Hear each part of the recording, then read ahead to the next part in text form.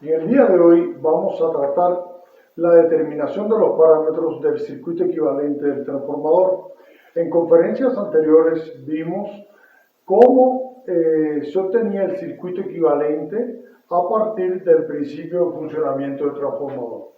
Cuando hablamos de circuito equivalente, es importante que se vea que es la representación del comportamiento del transformador tanto en la operación con carga como en vacío. Cuando hablamos del transformador, siempre les comento a los estudiantes, ¿no?, que es increíble cómo el transformador cambió la vida en el universo tal cual. El primer transformador se diseñó en 1884. Fíjense, a pesar de que se basa en las leyes de Maxwell y Faraday, no fue ni Maxwell ni Faraday quien lo desarrolló. Son de las cosas que a veces tenemos en la vida y no atacamos y sin embargo sale. Fueron dos ingenieros o digamos desarrolladores de tecnología húngaros, quienes en 1884 lo desarrollan y en 1886, o sea, tan solo 2 años después, se produce el primer transformador. Entonces, creo que de veras cuando vemos cómo ha evolucionado el transformador, podemos sinceramente llegar a la conclusión que esto que vamos a ver hoy, que son cómo lograr la operación más eficiente del transformador, cómo conocer la representación física y matemática de la operación del mismo, se hace algo que desde 1884 está a nuestro alcance. Bien, vamos a tomar este tiempo para analizar la determinación de los valores componentes en el modelo del transformador. Si recuerdan, habíamos visto el circuito equivalente del transformador y habíamos llegado a un modelo simplificado, pero previo habíamos analizado el comportamiento del transformador ideal, considerando el enrollado primario, la rama magnetizante y el enrollado secundario. Si recordamos, aproximadamente habíamos quedado en un circuito equivalente de la siguiente forma. O sea, habíamos planteado un valor de X1, un valor de R1, bien, resistencia del enrollado primario, reactancia del enrollado primario, una rama magnetizante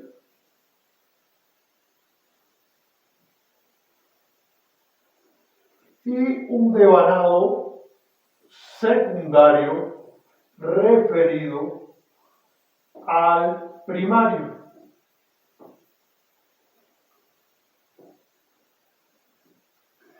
Entonces, bajo esta condición, teníamos un valor de resistencia de la rama magnetizante y reactancia de la rama magnetizante.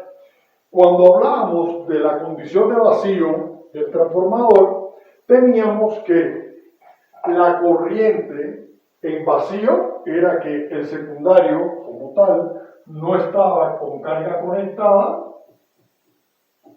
Bien, era corriente de secundario igual a 0 y estábamos en la condición de que toda la corriente que tomaba el transformador estaba en función de un efecto, magnetizar, o sea, crear que la relación entre concatenación entre devanado primario y secundario se diera a través de la circulación del flujo por el núcleo. Por lo tanto, como las corrientes de vacío, que sería la que estaría tomando ahora el transformador, porque la corriente de carga es 0, Esa corriente de vacío era muy pequeña y el valor de la resistencia y reactancia del devanado primario, bien, la Z1 va a ser mucho menor que la impedancia de la rama magnetizante. Por lo tanto, bajo esa condición, un transformador en vacío, habíamos visto que la corriente que tomaba era solamente para establecer el flujo, y ante esa condición podíamos tener la relación entre la tensión primaria y la tensión secundaria. Entonces, vamos a ver cómo determinar los parámetros del transformador para después poderlos representar en el circuito equivalente. Entonces, ahí vamos a hacer este análisis en este momento y les va a servir a ustedes inclusive a lo que correspondería a la primera práctica de laboratorio de transformadores. Vamos a proceder a explicar cómo se hace la prueba de vacío o determinación de los parámetros de la rama magnetizante. Entonces, esta prueba se conoce como prueba a circuito abierto o prueba de vacío. La prueba a circuito abierto o prueba de vacío. Pues bien, esta prueba consiste en lo siguiente. Habíamos visto que el transformador, desde el primer momento que se conecta a la red, o sea que se energiza por el devanado primario a través de una fuente, ya lo que hace es tomar, si no tiene ninguna carga conectada en el secundario, como ven acá, va a ser la prueba circuito abierto. Por lo tanto, desde ese preciso momento, vamos a tener que él va a estar tomando una corriente que va a ser la corriente proporcional para el establecimiento del flujo en el transformador. Entonces, bajo esa condición, podemos representar este circuito equivalente de la siguiente forma. Voy a tener un voltímetro a la entrada, un amperímetro conectado en serie con el enrollado primario y un watímetro. ¿Qué es un watímetro? Bueno, en circuito, cuando hicieron las prácticas de laboratorio, debieron haber medido potencia activa. Pues para eso tenemos un instrumento que va a tener una bobina de corriente, le podemos llamar C1 y C2, y una bobina de potencial, P1 y P2. Pues bien, lo que tenemos que hacer, como tenemos un watímetro, es tener un elemento en común, o sea, puentear una bobina, la marca de la bobina de corriente con la marca de la bobina de potencial. Y la no marca de potencial tiene que ir al otro extremo de la diferencia de potencial que deseo medir. Por lo tanto, el watímetro quedará conectado en paralelo con la bobina de potencial con el enrollado primario y a su vez en paralelo con la fuente de tensión que está alimentando. Y la bobina de corriente va a estar en serie con el devanado primario del transformador. Bajo esa condición, la prueba de circuito abierto o prueba de vacío va a tener las siguientes características. Primero, voy a alimentar con tensión nominal del transformador. La tensión nominal del transformador. Y voy a tomar las lecturas, bien, de tensión, corriente, bien, que se establece por el devanado primario, que le voy a llamar I0 como la corriente de vacío del transformador. Y además vamos a medir la potencia que está consumiendo el transformador para esta condición de circuito abierto. Pues bien, si hiciéramos la pregunta, la potencia que consume el transformador en la condición de circuito abierto o vacío, ¿en qué se empleará? Pues obvio, la respuesta está en función de lo que vimos en la conferencia de principio de funcionamiento del transformador. Es decir, que esta potencia será la potencia que toma en el transformador para establecer el campo magnético. Por lo tanto, serán las pérdidas de acero del transformador. Bien, las pérdidas de acero del transformador. Reitero, se va a aplicar tensión nominal. Si quiere, podemos aquí sustituir por tensión de vacío, será la prueba a tensión nominal y esta será la corriente que tomará el transformador para establecer estas pérdidas.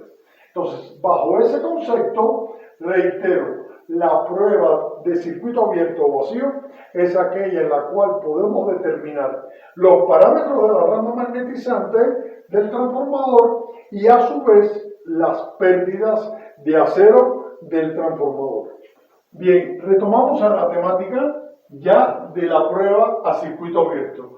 Recordemos que la prueba a circuito abierto nos va a dar el comportamiento del transformador en la rama magnetizante. Recordemos que la rama magnetizante es esta rama que me da el comportamiento del núcleo del transformador.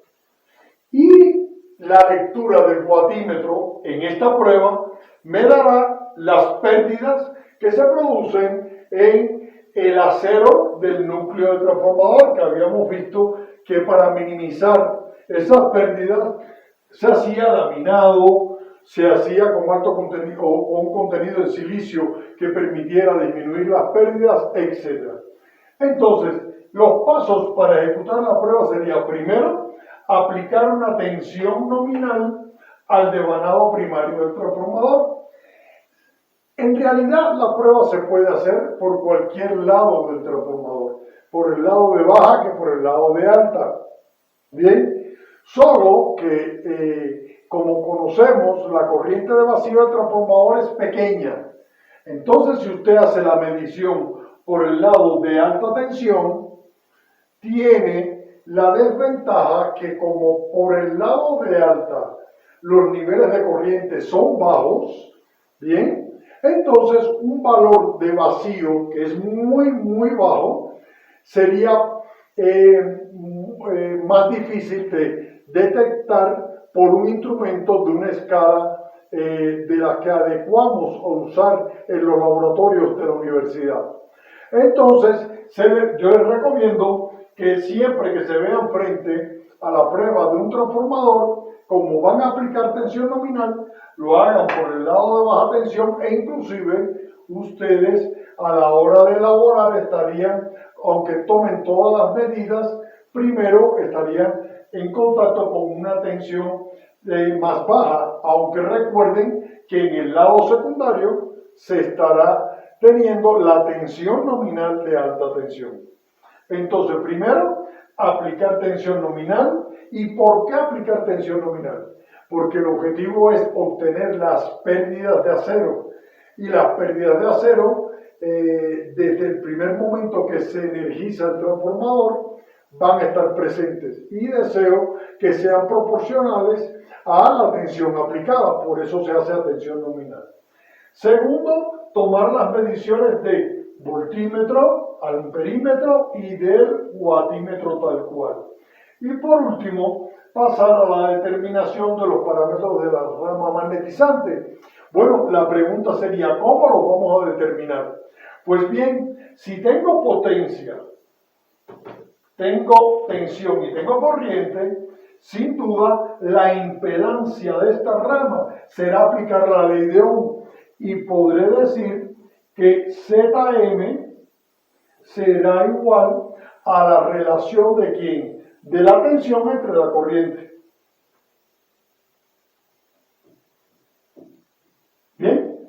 Y a su vez, la determinación de tenemos la impedancia. Con esa impedancia yo voy a tener un elemento, bien, que si recuerdan, estamos teniendo como impedancia debido a que esto es en alterna. Por lo tanto, este devanado va a tener ese valor de impedancia. Pero bueno, tengo la potencia. Y si tengo la potencia, conozco que la potencia en un inductor, en este caso, será proporcional a la corriente al cuadrado por el valor de la resistencia. Por lo tanto, de aquí puedo despejar que la resistencia la puedo determinar como la lectura del watímetro entre la corriente que detecta el amperímetro al cuadrado. Entonces, ya con eso tenemos cómo determinar la resistencia y tengo cómo determinar impedancia. Pues bien, si recuerdan del circuito, tenían la relación del triángulo de potencia. Es decir, que si tenemos, bien, este triángulo, ya tenemos calculado la impedancia de la rama magnetizante. Tenemos la resistencia de la rama magnetizante. Nos queda calcular la reactancia. Y esa reactancia la podemos sacar del triángulo de potencia. Ahí aplicando Pitágoras, tendría que la Zm, voy a borrarles acá para crear espacio, y voy a eliminar los tres pasos. Y entonces la Zm sabemos que es la raíz cuadrada de la resistencia de la rama magnetizante más la reactancia de la rama magnetizante. Por lo tanto, de aquí podré despejar bien el valor de la reactancia como la raíz cuadrada de la impedancia calculada menos la resistencia calculada. Y ya con eso tendré los parámetros de la rama magnetizante. O sea, ahí pudiéramos ya aquí sustituir el valor de reactancia magnetizante y aquí de resistencia magnetizante. Reitero, ¿cuáles son los resultados que se obtienen de la prueba del circuito abierto?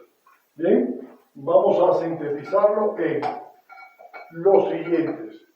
Los resultados serán, primero, los parámetros de la rama magnetizante, o sea, será Rm más Jxm. Y el segundo resultado importante es la lectura del watímetro que va a corresponder a las pérdidas de acero del transformador. Y bien, ustedes dirán, ¿y en qué voy a utilizar esto? Bueno, vamos a utilizar esto, sobre todo con este parámetro, voy a poder determinar la eficiencia del transformador. Bien, nuevamente vamos a ver ahora cómo se realiza la prueba de cortocircuito. Pues bien, la prueba de cortocircuito nos va a servir para determinar los parámetros del transformador y unas pérdidas que son las pérdidas que son variables durante toda la operación, porque son las pérdidas eléctricas o de los enrollados del transformador. Pues bien, para esto es el mismo circuito, o sea, un amperímetro, voltímetro, watímetro, lo que vamos a necesitar una fuente variable de tensión. ¿Por qué una fuente variable? Porque el objetivo no es quemar el transformador, el objetivo es aplicar una tensión hasta que la corriente que circule por este perímetro sea la corriente nominal.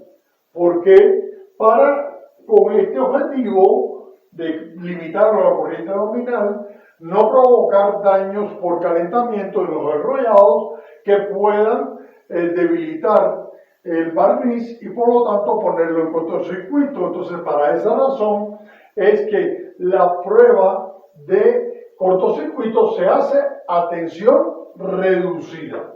Ahora bien, si lo hacemos, ¿qué es lo que para lograr el cortocircuito lo que tenemos que hacer es cortocircuitar los otros terminales del transformador?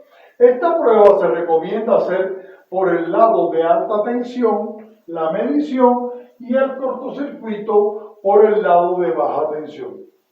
Ahora bien, si estamos haciendo la prueba a tensión reducida, ¿bien?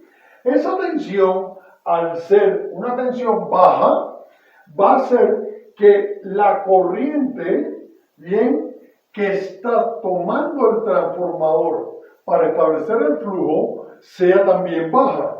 Y ante esa condición, la corriente I1 del transformador, ¿bien?, va a ser aproximadamente igual a la corriente secundaria, que en este caso sería la de cortocircuito.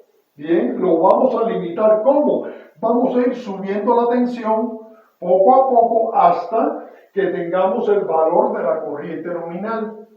Y entonces esta corriente, que es la de vacío, se va a poder despreciar. ¿Por qué? Porque esta tensión es tan baja, ¿bien?, que entonces toda la circulación de corriente va a través del enrollado primario, ¿no?, y por supuesto inducido en el lado secundario por el cortocircuito establecido, y esta corriente se va a poder despreciar y a su vez voy a poder despreciar la rama magnetizante para llegar a la condición del circuito equivalente que vimos al final de la conferencia anterior, que era este circuito equivalente, bien, donde aquí estaba R equivalente igual a R1 más R2', y aquí teníamos la reactancia X1 más X2'. Y en esta condición estaríamos con el transformador en el secundario cortocircuitado y aquí una tensión reducida. Este sería el circuito equivalente de esta prueba. ¿Bien? Entonces, con esto, aquí vamos a ver qué resultados se tienen. Pues bien, ahora nos quedaría qué resultados obtenemos de la prueba de cortocircuito. Pues bien, los resultados estarán dados por primer paso. Vamos a aplicar una tensión reducida al lado de alta tensión, que es el que vamos a estar utilizando como primario conectado a la fuente de tensión variable. Segundo, vamos a tomar las mediciones de corriente, tensión y potencia. Debo recordar e insistir que la prueba de cortocircuito se hace a tensión reducida hasta obtener que circulen por los devanados, bien, las corrientes nominales. ¿Cómo? Bueno, debo ir elevando la tensión a través de un autotransformador previo o fuente de tensión variable hasta obtener la corriente que sea la corriente nominal.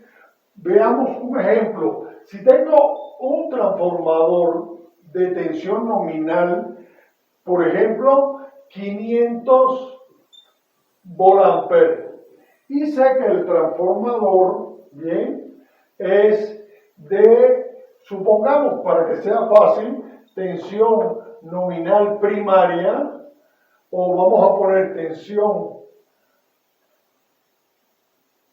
llamémosle de alta tensión 100 volts, y la tensión del lado de baja 10 volts. Por lo tanto, es muy sencillo calcular la corriente nominal del lado de alta será 500 entre 100, ¿no? Será 5 amperes. Y la corriente nominal de baja tensión será 500 entre 10, ¿no? Entonces ya serían 50, ¿no?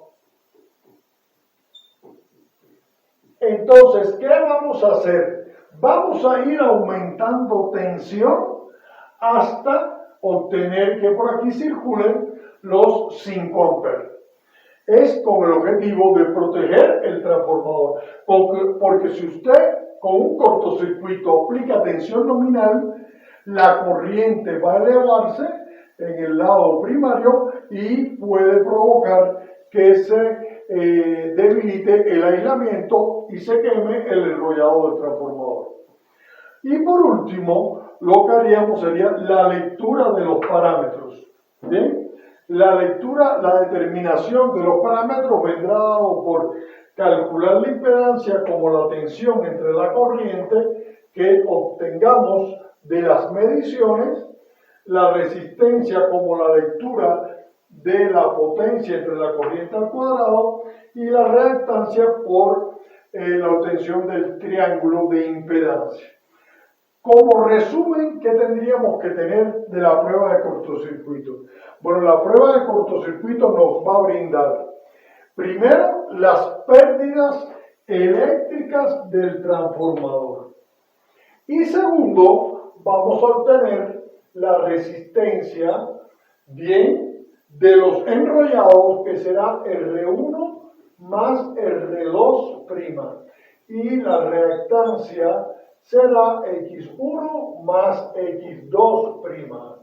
Con esto terminamos los elementos que requerimos para poder poder evaluar la eficiencia de un transformador, poder evaluar la regulación de tensión en un transformador, temas que abordaremos a continuación. Bien, vamos a concluir esta parte con el análisis de la eficiencia en un transformador. Vale, estamos haciendo todo esta primera elaboración de conceptos en base al transformador monofásico, porque esto nos va a permitir más fácil entendimiento y después extrapolar al transformador trifásico.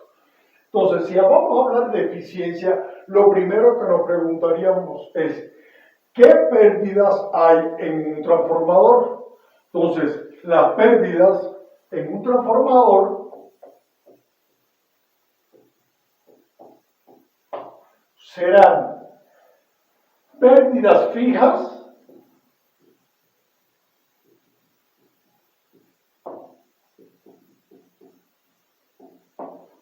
y las pérdidas, las pérdidas variables.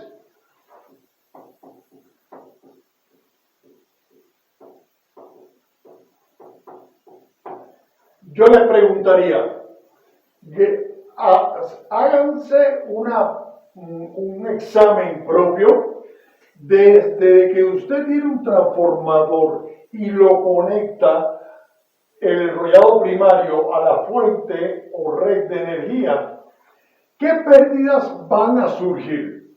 Bueno, de ese tema ya hemos hablado y vimos que esas pérdidas que son constantes, que son proporcionales a la tensión aplicada, que por eso, inclusive en su prueba, se hace a tensión nominal, son las pérdidas de acero. Bien, estas serían las pérdidas de acero. Y son pérdidas fijas. ¿Bien? ¿De qué depende? Bueno, es cierto, de la tensión nominal, de la frecuencia, etc. Del tipo de laminación, del porciento de sílice que tenga el núcleo, y todo esto del tipo de corte, como vimos en el primer video del armado de un transformador, y las pérdidas variables, bien, pérdidas variables serán las pérdidas eléctricas.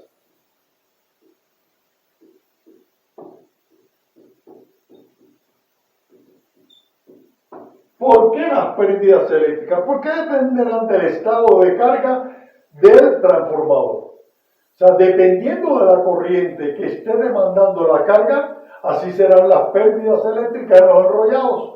Entonces, nos vamos a resumir en que, como siempre que se evalúa un proceso, una maquinaria, etc., la eficiencia, que la vamos a representar por esta letra, no es más que la relación de la potencia de salida entre la potencia de entrada del transformador. O sea, la relación, cuando uno habla cuán eficiente es un sistema, es a partir del resultado de la salida de la entrada.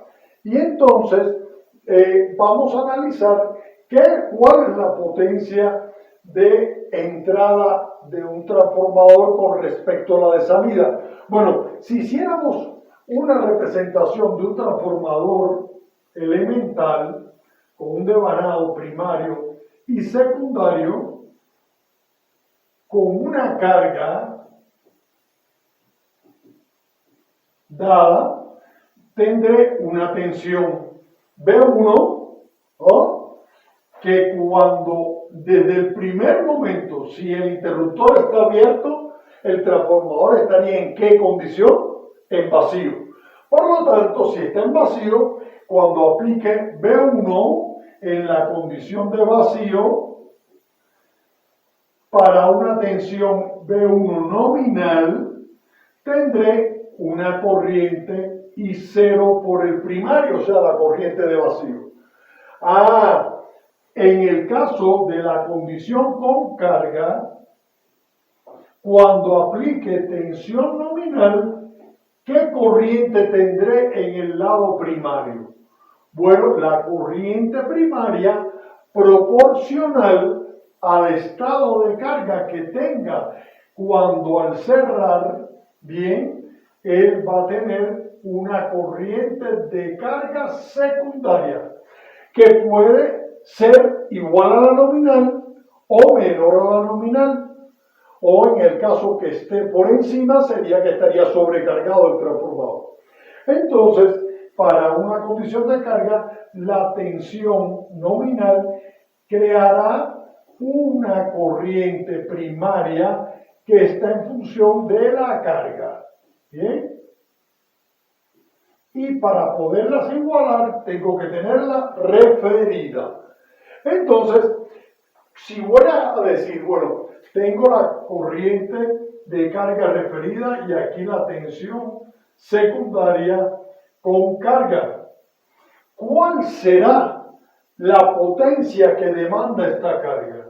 Bueno, potencia de salida, que será igual a la potencia que demanda la carga, será igual a la tensión secundaria, bien, con carga por la corriente secundaria del estado de carga por el coseno del ángulo entre ese vector de corriente y tensión. Y este coseno phi, ¿quién será? Bueno, el consagrado factor de potencia. Bien. Ya tenemos la potencia de salida que demanda la carga acoplada o conectada al transformador. Entonces, ¿en qué difiere la potencia de salida de la de entrada? Amigos, es que la potencia de entrada del transformador será la potencia de salida más las pérdidas involucradas en transmitir la potencia del primario al secundario. Entonces será más las pérdidas eléctricas más las pérdidas de acero.